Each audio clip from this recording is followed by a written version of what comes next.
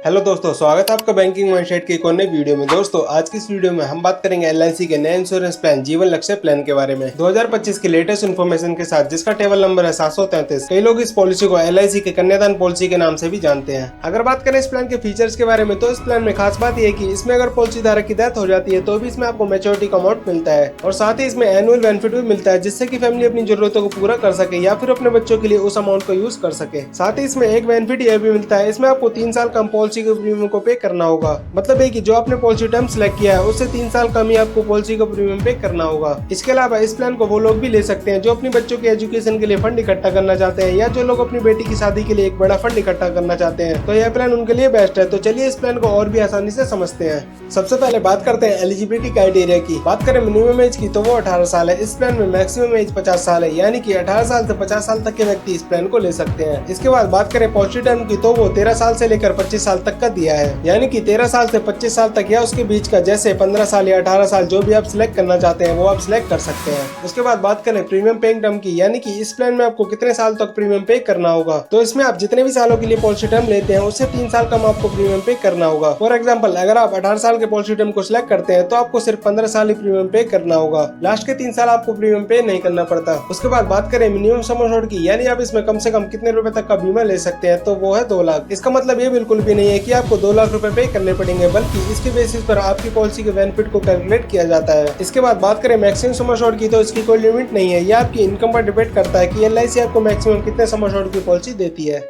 तो चलिए अब एक एग्जांपल से इस पूरे प्लान को समझते हैं। मान लेते हैं मिस्टर सुमित इस प्लान को लेना चाहते हैं और उनकी एज 30 साल है और जो पॉलिसी टर्म वो लेना चाहते हैं वो 21 साल लेना चाहते हैं। और अगर इसमें पॉलिसी टर्म 21 साल होगा तो जैसा कि मैंने आपको बताया था, इसमें मिस्टर सुमित को सिर्फ 18 साल तक प्रीमियम पे करना होगा। और हम मान लेते हैं मिस्टर सुमित 10 लाख की सम एश्योर्ड की पॉलिसी लेना चाहते हैं। तो चलिए एक बार प्रीमियम को कैलकुलेट करके देख लेते हैं कि आपको इसमें कितना प्रीमियम पे करना होगा। तो हमारे एग्जाम्पल के हिसाब से 1 साल का जो प्रीमियम होगा विदाउट जीएसटी वो होगा 51,000 रुपए। और अगर हम इसमें 4.5% का फर्स्ट ईयर में जीएसटी ऐड कर दें तो प्रीमियम 53,295 रुपए। और सेकंड ईयर ऑनवर्ड जो प्रीमियम होगा वो होगा 52,147 रुपए ईयरली। इस प्रीमियम को अगर आप इंस्टॉलमेंट यानी किस्तों में पे करना चाहते हैं तो वो भी पे कर सकते हैं। तो यहाँ पर मिस्टर सुमित की एज 30 साल है और उन्हें 18 साल तक प्रीमियम पे करना होगा, उसके बाद प्रीमियम को पे नहीं करना पड़ेगा। और अगर हम 18 साल का टोटल प्रीमियम कैलकुलेट करते हैं तो लगभग 9,18,000 रुपए का premium without GST mister Sumit को पे करना होगा। जब यहाँ पर मिस्टर सुमित की एज 48 साल हो जाएगी तो उसके बाद प्रीमियम पे नहीं करना पड़ेगा और उसके बाद 3 साल तक वेट करना होगा। जब मिस्टर सुमित की 51 साल हो जाएगी या फिर इस पॉलिसी के 21 साल पूरे हो जाएंगे तो इस पॉलिसी की मैच्योरिटी हो जाती है।